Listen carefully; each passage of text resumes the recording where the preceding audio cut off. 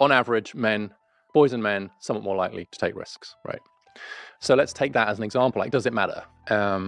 Well, it does matter in some negative ways because you just identified, look, there's an addiction issue. There's also like teenage boys, like twice as likely to die as teenage girls from car crashes or accidents, much more likely to drown, all these kinds of things, right? Because they're just taking more risks, right?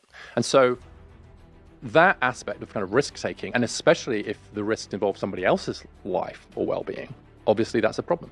But if the risk taking means that, say, they're on average a little bit more likely to kind of take a risk in business, right?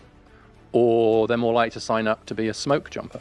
A smoke jumper is someone, you have these wildfires out in kind of west of the US, right, in California and places like that, in very remote places.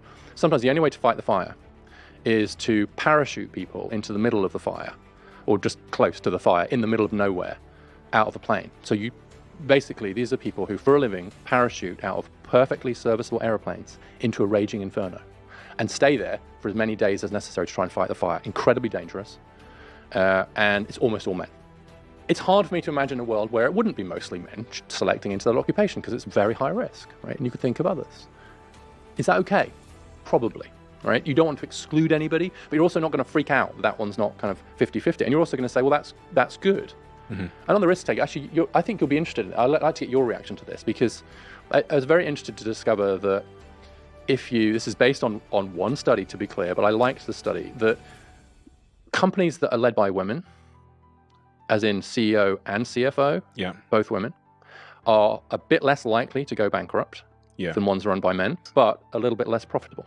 Some people look at that data, right? I'll be unfair to, but they'd say, well, of course, look at these profitable companies led by men, these entrepreneurial risk-taking men. That's why men have to be running all the companies, right? And these women, they're just too safetyism. They're just too scaredy cat, right, for capitalism, right? So let's have men. And the other view would be like, hey, look at all these women-led companies that don't go under as often, don't go bankrupt. Sure, they're a bit less profitable, but they're less risky. So we should have women running companies. Or your conclusion, which is, given that there's probably likely benefits to both sides of that, and again, recognizing it's not all women and all men, maybe we should have diverse leadership teams. That seems to me to be the right conclusion from that. But the conclusion is itself. The arguments for gender diversity are based on the assumption there must be some differences.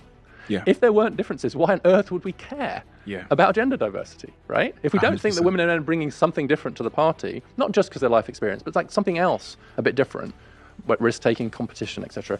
If we didn't think that mattered, then we wouldn't care how many board members were women. But we do care about that, quite rightly, because we presume that actually there are some differences between men and women. And so sometimes the idea that there are differences between men and women is seen as a conservative idea, but weirdly it underpins a lot of the progressive movements for gender diversity. Yeah. If there are differences, the problem in the past was that, let's say, men were a bit more risk-taking, a bit more competitive, a bit more inclined to kind of rational approaches to problems, that was better. Yeah. That's the definition, in my mind, a useful definition of patriarchy. A patriarchy is one where more typically masculine virtues or attributes are seen as better, right? And you could argue that a matriarchy, were we to have one, would be the other way around. And an equal society isn't one of androgyny.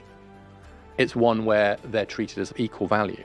So we don't say one is better than the other. We say they're different and try and bring them into kind of collaborative and constructive and rather beautiful equality. Mm-hmm. But I do think a lot of people are making the mistake of thinking that equality requires androgyny. I find your door opening one really interesting. So I was raised to, when you're walking along a street, to always, with a woman, always to put yourself roadside. That's all coded in you. Yeah. And you see it actually even in quite tragic circumstances in the US, when you see these kind of mass shooting incidents, when they do when they reconstruct afterwards, what you very often see is that quite often men have been killed when they're just automatically putting their body between the shooter and their girlfriend or somebody, usually a woman, right? And there's also a great photograph of a baseball heading towards a kid, right? It's been whacked really hard and it's heading towards this kid.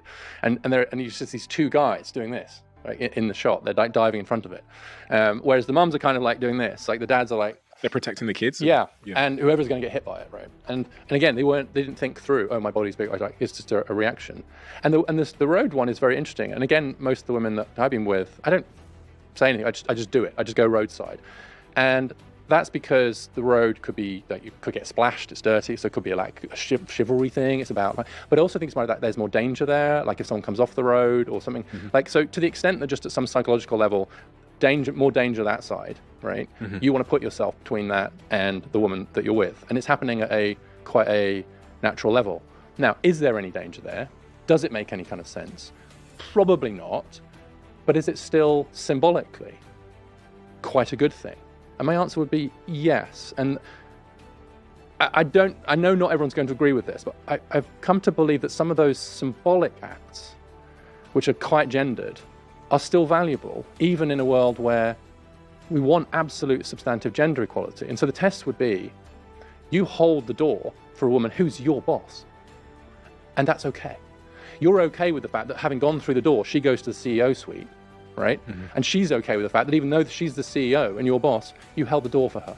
And so I sometimes fear that in our desire to sort of squeeze out all of these symbolic differences, we lose a little bit of those symbols of difference, which even in a world of complete gender equality, which we're hopefully getting closer to, I don't know if we want to eradicate them. And increasingly, I find a lot of young women not wanting to eradicate them. They want us to many of them want us to hold the door, but then, by God, help them rise up the corporate ladder if that's necessary, and have no problem at all with them being our boss, them being boss to us. That's what they ask of us.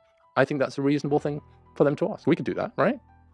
But actually, I've noticed there's quite a lot of feminists now. They're like, I've seen this a bit on social media. They're like, for the love of God, guys, feminism doesn't mean you shouldn't offer to help me get my overhead down on the plane. You are taller. You are stronger.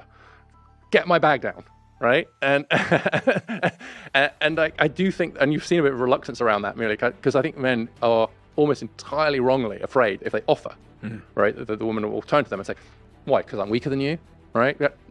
That's, by the way, that's never going to happen, almost never going to happen. But she might say, no, I'm good, thanks, I'm fine, right? But particularly if it's obviously a shorter woman or a kind of older woman or even a man, right? But more, and so I think that's the kind of danger, is that some of this has kind of descended into this kind of, these symbols are bad.